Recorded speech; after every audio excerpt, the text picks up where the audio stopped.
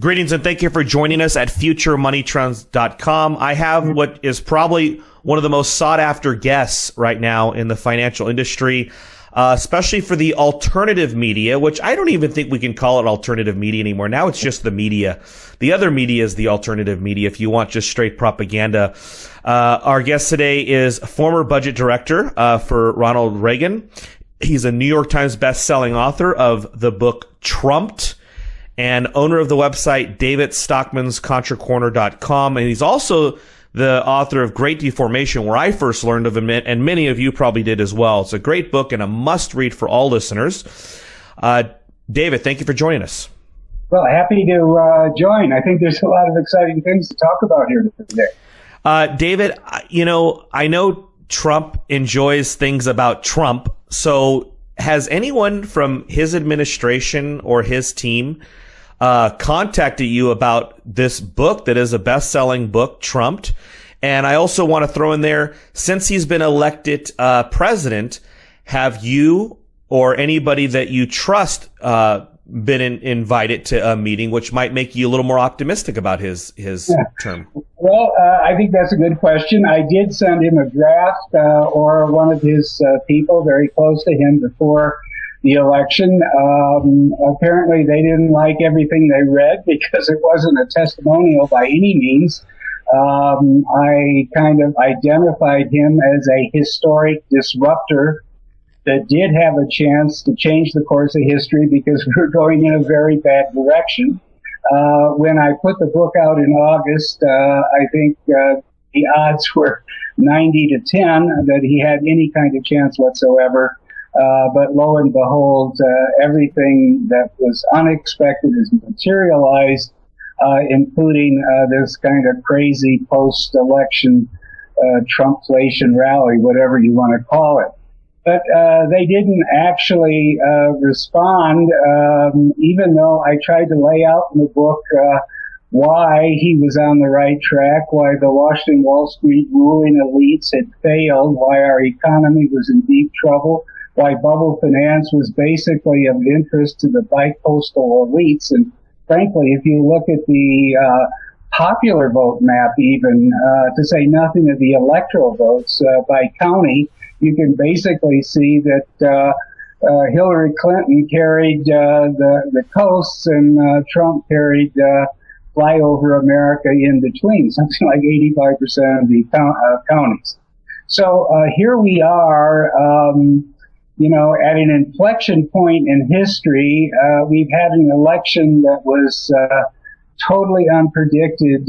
We have a president-elect who is, unlike any other candidate we've had in modern times in terms of his unpredictability and his unwillingness to kowtow to establishment norms and policies that have been going in the wrong direction for years. So I think it's very hard to predict where we're going, except I think this bubble is going to collapse because the stock market is now nearing 20,000 and almost 2,300 on the S&P 500. It's at ludicrous extremes. There is no basis for this. I call it, the last call to the sheep by Wall Street for the final slaughter. It's all based on, a theme that was practically cooked up in the middle of the night on November 9th when Trump unexpectedly won, which said there's this great Trump reflation trade coming down the pike. The economy is going to be jolted in 2017 by this huge Trump stimulus from sweeping tax cuts and a big infrastructure, $1 trillion program and all the rest. This is basically nonsense. There isn't a chance that anything remotely close to what is being peddled is going to happen. I've been saying in my daily blog that we're going to have not a Trump stimulus, but a Trump bloodbath, a fiscal bloodbath in the spring and summer of 2017, given how rapid deterioration is going on in both the budget and fiscal accounts, as well as what I think is a very rapidly weakening economy. So there's going to be a lot of fireworks ahead, but I don't think it has anything to do with a bunch of robo-machines probably tomorrow tagging 20,000 on the Dow. They'll tag the chart point, and then I think from that point on, it will be look out below. Do you think the very act of Trump not going with the flow, going against the grain, maybe making a genuine attempt to fix it, whether his policies are right or wrong, I think he's going to definitely not be, George Bush or Obama or any president we've had for a long time. Do you think him just trying to, the very act of trying to fix something could blow the whole system up because it's essentially now tethered together with fraud and suppression and manipulation? Yes, I think that's exactly my point. I commend him for winning the election. Frankly, I voted for him. I didn't hesitate about that. But I do not think he is going to solve the problem, which is monumental and has been building for decades.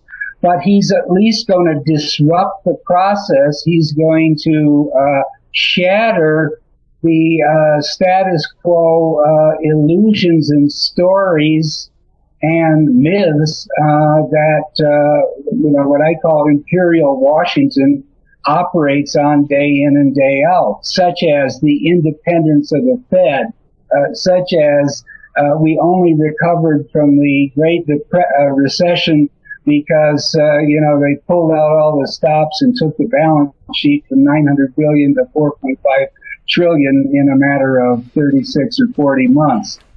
Such as that we're the indispensable nation going around the world doing the best we can to stabilize regions and further the cause of peace and all that. This is all baloney. The warfare state, as I can call it, is out of control.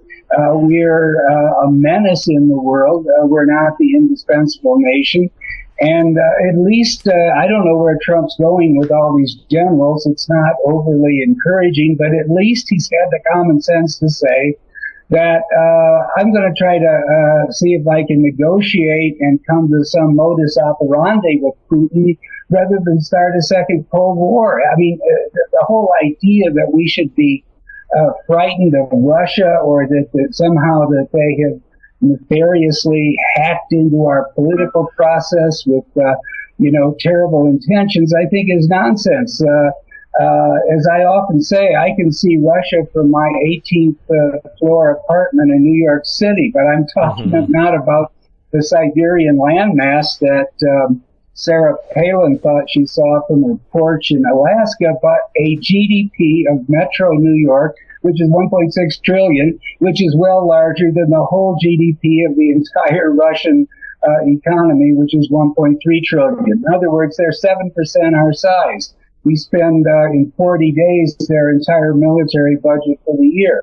The idea that they're any kind of threat to the United States, to our security or safety, is nonsense. And frankly, the whole thing in Ukraine was stirred up by us and not by some aggressive intention that was long festering in Moscow. So that's one point. The Fed is another one.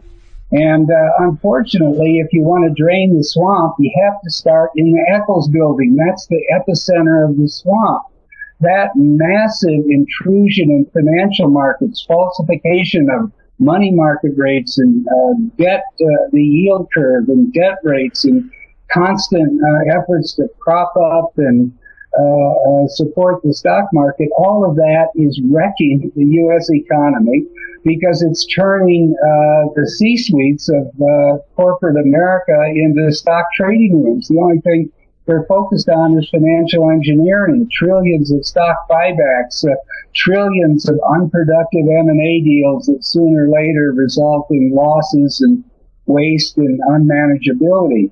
So the reason that we're not growing, the reason that we still have fewer true breadwinner jobs today, as I document constantly in my blog, than we had 16 years ago in the year 2000, is essentially because corporate America is cycling trillions of dollars back into Wall Street through these financial engineering gambits. That is inflating to an enormous extent the price of everything that trades, stocks, bonds, derivatives, and so forth. But it is starving American business of real productive investment in plant equipment, technology, and so forth that can support growth in the future. So those are that's kind of a listing of the problem that Trump is addressing. I don't think he has any comprehensive or even coherent plans to deal with any of it. But at least, his motto is, I want to drain the swamp. At least he is skeptical about all the received establishment wisdom. At least at one point or another, he said, we're in a big, fat, ugly bubble. This can't go on. Zero interest rates for 96 months is, kind of economic lunacy. He's addressed all of the symptoms, but I think that will lead, and that's my whole investment strategy and what I do, it will lead to chaos, not recovery. It will lead to, as I say, a fiscal bloodbath, not stimulus. We're going to be in the $1 trillion annual deficit levels very soon. We have a debt ceiling that's going to expire at $20 trillion on March 15th, and before they even get out the gate of their 100 days, they're going to be wrestling with that monster. Already, the Republicans on Capitol Hill are telling you, oh yeah, we're going to have tax cuts, but it's reform. It'll be revenue neutral. We're not going to add to the deficit. Well, all of these fast money traders and boys and girls and robo machines on Wall Street think tax cuts mean huge deficits. They think this is Ronald Reagan Redux 1981. Not going to happen. If we even get a tax bill by mid-2018, I didn't say 2017, 2018, I think we'll be lucky. There is not going to be anything that looks like the infrastructure borrow and spend bonanza that these Keynesian economists and strategists on Wall Street see. None of that's going to happen, and it'll be evident fairly soon that we've been in some kind of post-election honeymoon bubble that is not, that doesn't have any real chance of materializing. Once that becomes clear, once the Fed starts down the path of raising rates, I think this time for good, and giving signals this week that more are coming next year, I think the party's over. And this is a totally artificial market. I think there's going to be a huge correction, maybe in several waves, not all at once. But that will be the story for the next year. And the fundamental lesson is get out of harm's way. The casino's dangerous. Everything is massively overvalued. The stock market at 25 times actual GAAP earnings this late in the cycle with all the headwinds that exist around the world is completely nuts. But that's where we are today. And in a way, it's a gift. The machines ran up the stock averages for the last 23 days. It's a perfect chance for anybody who's long to get out at a high price, and you'll be thankful down the road for what you did. David, I saw Kanye West had 15 minutes with Donald Trump. If you had 15 minutes, and of course our show is not even have 15 minutes left, so we'll have to keep it briefer than that. What is the one thing you would stress to Mr. Trump that he could do that would help? The first thing he needs to do is demand that Yellen and Fisher have their resignations on his desk January 20. If he did that, he would say, That would be a message powerful and impactful that the bubble finance game is over, that there's going to be a house cleaning at the Eccles building, that there is going to be no cowardly equivocators at the Fed who will try to keep the bubbles going. That will cause a sell-off of monumental proportions in the market, but that's exactly what he should encourage. I've written a couple of things to this effect, and I said, please, President-elect Trump, take a page from Ronald Reagan's playbook. And what he did was lance the boil in 1981. He didn't say, give me 2 years and,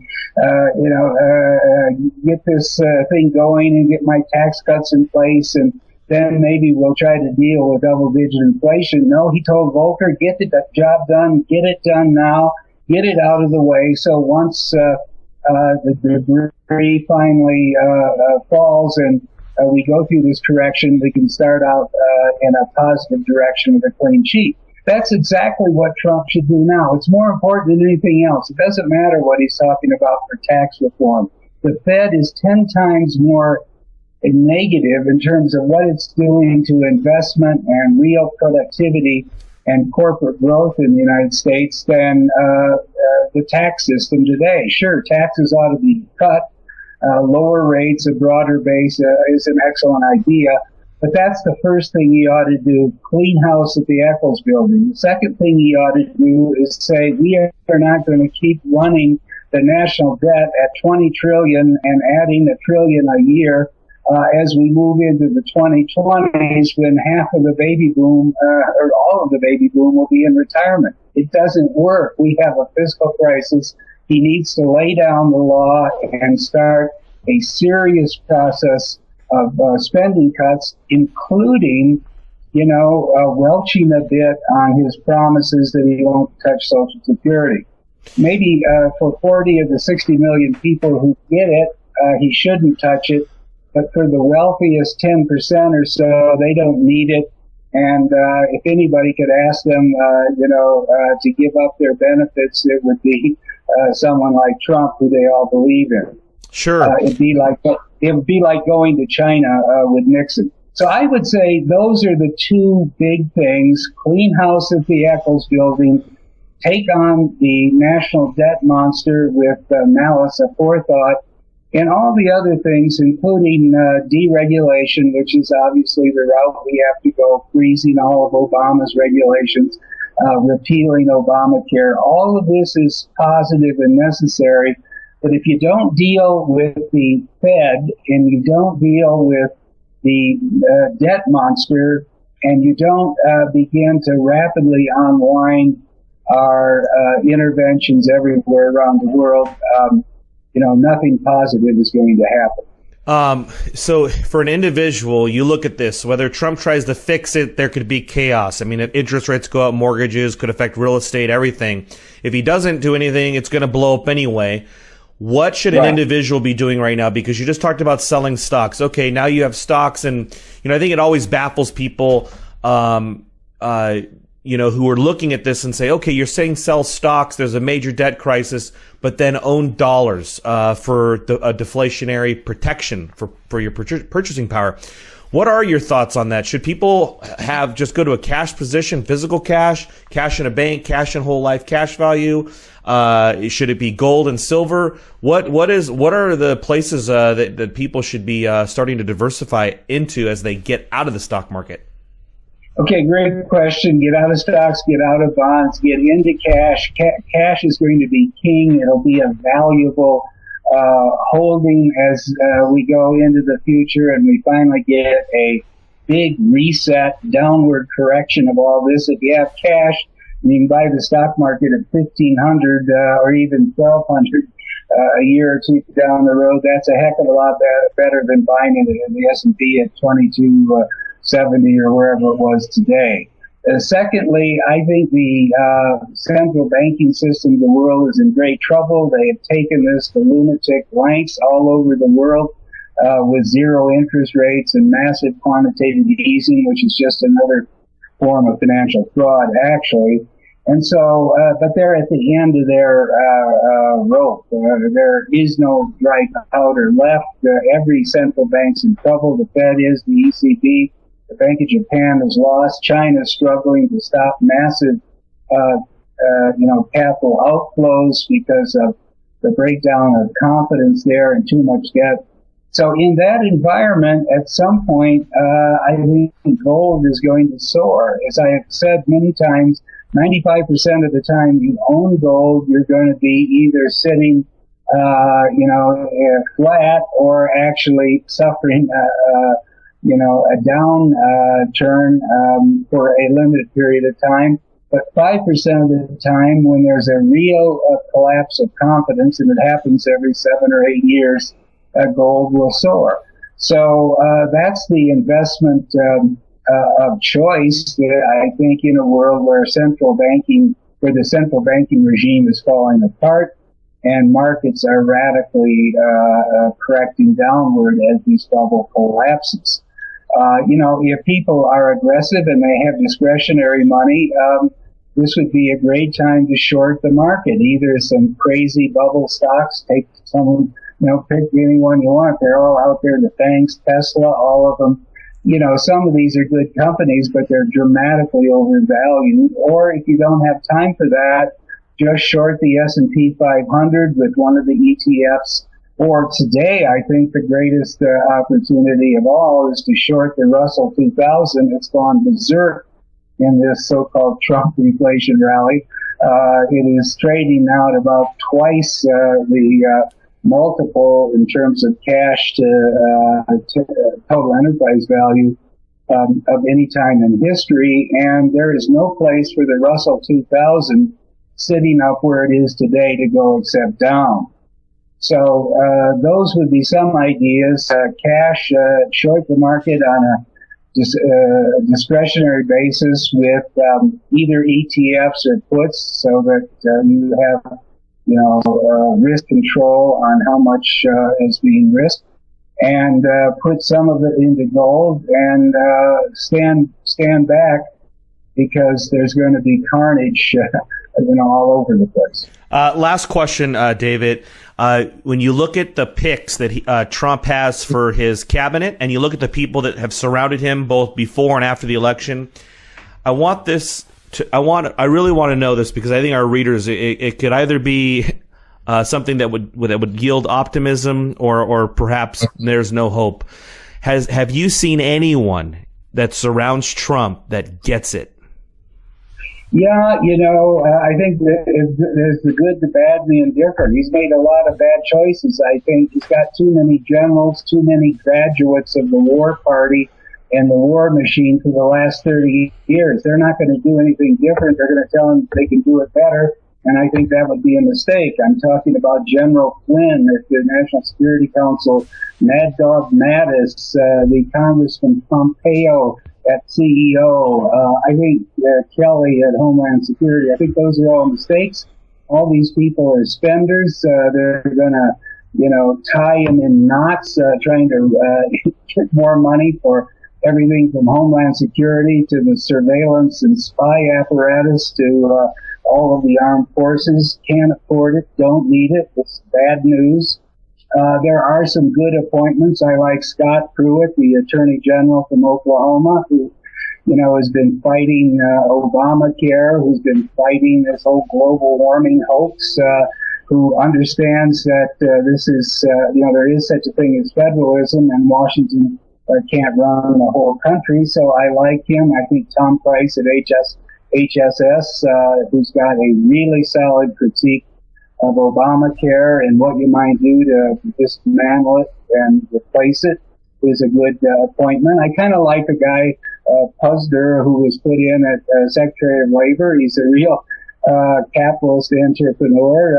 He's got enough nerve to say that the minimum wage destroys jobs, which is exactly the case. So he's good. Then there's a lot of indifferent ones, I guess I would say. Secretary of Transportation is a 25-year Washington hand. She's competent, but I don't know whose agenda she's going to be working. And then there's some fun picks. The one that I'll finish with is that I love is Rick Perry, governor of Texas, is going to head the energy department. Everyone remembers the famous debate where there were three agencies he was going to cancel. Couldn't remember the third one, which was the energy department. So now he has his chance. And to me, it's a little nostalgic because when I became budget director in 1981, at the top of my list of agencies to eliminate was the Department of Energy. It's still there. In the interim, it's wasted probably $100 billion. Maybe Rick Perry will make some headway, at least slamming the thing down. So in net, the strongest member of the Trump cabinet is Trump.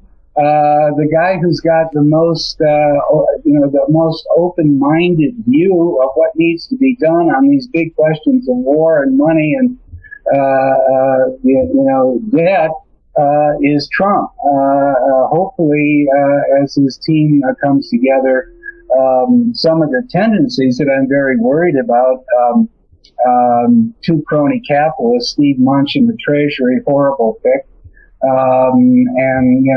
Wilbur Ross at Commerce, I don't see what he brings to the table either. But it's going to be immeasurably better than what would have happened if the incumbent establishment government in waiting of Hillary Clinton would have won the election.